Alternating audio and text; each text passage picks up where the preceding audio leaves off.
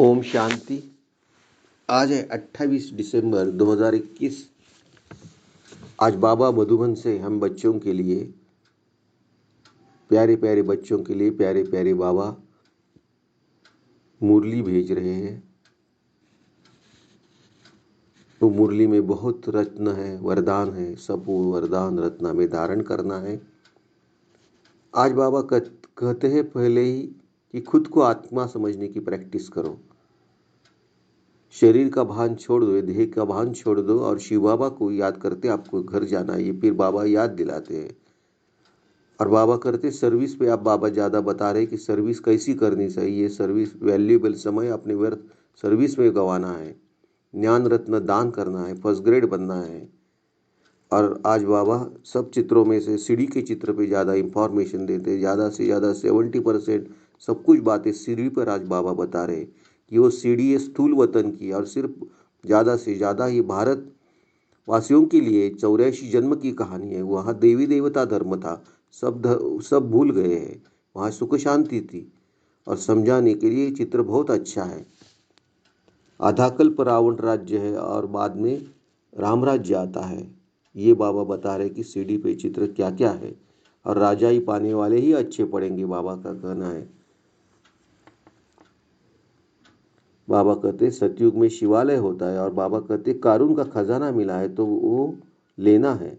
Service को वृद्धि को पाना ही है। और सारा मदार बाबा आज कह रहे कि सर्विस पे है। Service service service. बाबा ने बहुत बार सर्विस के बारे में कहा है, वो सर्विस करनी है। बाबा ये भी कह रहे कि सवेरे सवेरे उठकर विचार मंथन करना है, मुरली पर चिंतन करना है, ज्ञान रत्नों का व्यापार करना है। और शरीर पे कोई भरोसा नहीं तो 21 जन्म की कमाई अभी पानी है। और साइलेंस की शक्ति से अपना रजिस्टर साफ करना है और प्रभु प्रिय बन जाना है, लोकप्रिय बन जाना है। व्यर्थ संकल्प करना नहीं और दूसरों को भी व्यर्थ संकल्प नहीं चलाना है। उसके लिए निमित्त हम नहीं बनना है। तो आज बाबा ने बहुत अच्छे अच्छे पॉइंट्स दिए हैं, अच्छे अच्छे वरदान दिए हैं। ऐसे प्यारे प्यारे बाबा को परमधाम में जाके मिल के आएंगे। मैं आत्मा निकल साकारी दुनिया से, साकारी शरीर की भ्रुकुटी से, सूक्ष्म वतन से परमधाम पहुंची हूँ। मेरे प्यारे प्यारे बाबा मेरे सामने हैं। बाबा मुझे दृष्टि से सब शक्तियाँ दे रहे हैं। मैं सब शक्तियाँ लेके फिर मैं वापस साकारी शरीर में, साकारी शरीर की भ्रुकुटी में विराजमान होती हूँ। बाबा का हाथ हमारे सर के ऊपर ऐसे अनुभव करके थोड़ी देर शांति में बैठ के बाबा की टोटल कलरफुल मुरली देखेंगे।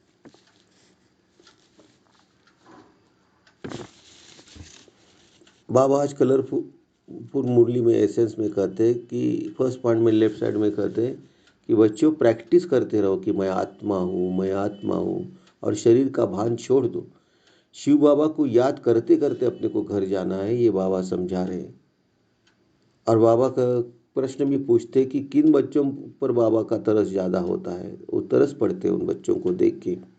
तो बाबा उसका आंसर देते हैं कि बाबा कहते वैल्यूएबल समय जो बच्चे गंवाते हैं बाबा का बनकर, बाप की सर्विस नहीं करते, तो उनके ऊपर बाबा का बहुत तरस पड़ता है।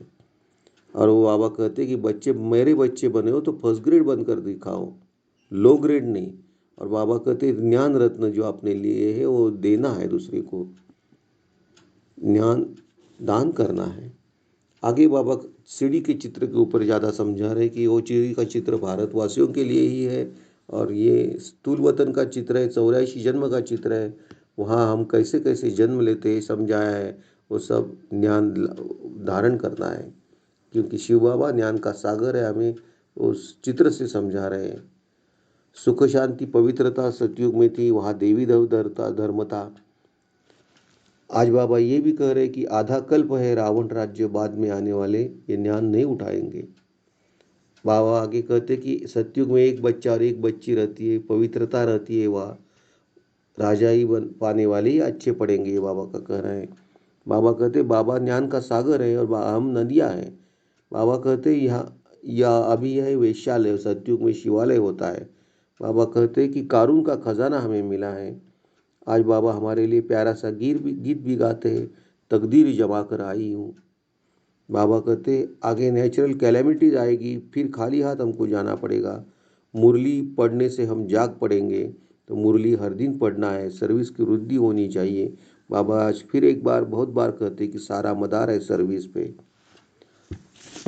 तो बाबा आगे भी कहते हैं कि तुम बच्चों को बहुत थोड़ा विचार सागर मंथन चलता है, कई बच्चों को तो विचार सागर मंथन चलता ही नहीं है। तो हर एक की बुद्धि चलनी चाहिए, विचार करनी चाहिए मुरली पे। बाबा कहते अपने को आत्मा समझो, शरीर का भान टूट जाए। कहते हैं ना, आप मैं मर गई दुनिया। शिव बाबा को याद करते करते अपने को घर जाना, इस अवस्था को जमाने में ही मेहनत है। बाबा कहते जिनको सत्युग त्रेता में आना ही नहीं है वह यह ज्ञान उठाएंगे भी नहीं। अभी तो भारत की कितनी संख्या है, सत्युग त्रेता में होता है एक बच्चा और एक बच्ची। बाबा कहते तकदीर में नहीं है तो तदबीर ही नहीं करते, धारणा करते जाए तो सर्विस पर भी बाबा भेज सकते हैं। जिनको सर्विस का शौक है वह तो दिन रात सर्विस करते हैं, दिन प्रतिदिन वृद्धि होती जाएगी। बाबा कहते रिलीजियस आदमी इतना पाप कर्म नहीं करते हैं, वेश्याएं आदि बहुत पाप कर्म करती है। यह वेश्यालय सत्युग है, शिवालय। शिव बाबा से योग हो तब नशा चढ़े और पद भी पा सके। ऐसे नहीं कहना चाहिए कि जो मिलेगा तकदीर में जो होगा, सर्विस का शौक रहना चाहिए। शरीर पर तो भरोसा नहीं है, आगे चलकर कैलेबिलिटीज भी जोर से आती रहेगी, फिर खाली हाथ जाना पड़ेगा। अर्थक्वेक में लाखों मनुष्य मर पड़ते हैं, तो डर रहना चाहिए योग की यात्रा से हम सत्वप्रधान बन जाए, फिर औरों को भी बनाना है। बाबा कहते धन दिए धन ना खोटे। आगे बाबा कहते बाप भी समझाते तो दादा भी समझाते तो दादियाँ भी समझाती है। बाबा कहते बहन भाइयों का धंधा ही है कि गृहस्थ व्यवहार में रहते कमल फूल समान रहे तो तुमसे भी तीखे जा सकते हैं।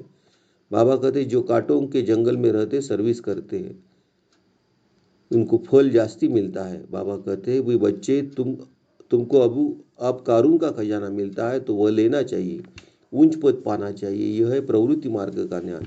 एक ही घर से एक ही भांति ज्ञान में है, दूसरा नहीं है, खिटखिट तो होगी ही। बाबा कहते निमंत्रण मिलते हैं प्रोजेक्टर शो के लिए, 4-5 मुख्य चित्र भी ले जाओ, वहाँ सर्विस करके जाओ। सर्विस के जो शौकीन होंगे कहेंगे हम जाकर समझाते, वहाँ सेंटर भी खुल सकता है, निमंत्रण तो बहुत मिल सकते हैं, सर्विस वृद्धि को पाती रहेगी। बाबा कहते जितना बाप की सर्विस करेंगे उतनी ताकत मिलेगी, आयु भी बढ़ेगी, खुशी का पारा भी चढ़ेगा। आगे बाबा रात को 2 बजे उठकर लिखते थे, फिर सवेरे मम्मा मुरली पढ़कर फिर चलाती थी। भले मुरली हाथ में न थी लेवे तो भी अच्छा चला सकते हैं। जिन जिन बच्चों को मुरली पढ़ने और उस पर चिंतन करने का शौक है वो सर्विस करते रहेंगे। ये मुरली छपने का काम तो बहुत जोर से चलेगा, टेप का भी काम बहुत बढ़ जाएगा, मुरली विलायत तक भी जाएगी।